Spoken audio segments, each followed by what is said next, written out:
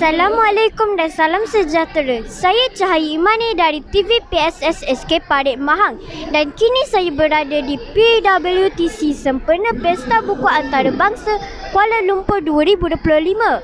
Bersama saya sekarang ialah salah seorang petugas dari PBAKL 2025 di Ruai Blink, Encik Faizal Hakimi. Assalamualaikum dan hai Abang Faizal. Assalamualaikum, hai. Pada pendapat abang, bagaimana sambutan pengunjung tahun ini? Okey, pada asalnya kami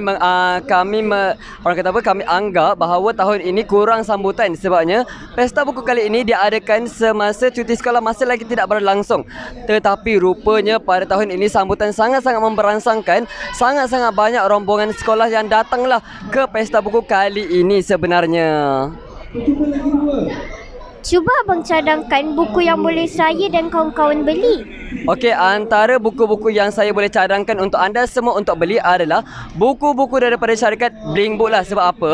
Buku-buku daripada Blink Book ini menggunakan bahasa yang sangat-sangat terjaga dan kandungan yang patuh syariah. Antara buku-buku yang awak boleh pilih adalah ini dia. Okey, ini dia antara buku-buku yang boleh dipilih, iaitu buku Fighting Kita Jangan Takut yang mengetengahkan isu anxiety, dan juga buku Fighting Kita Semua Unik yang mengetengahkan isu insecurity.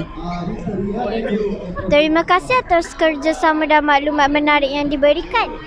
Okey, sama-sama.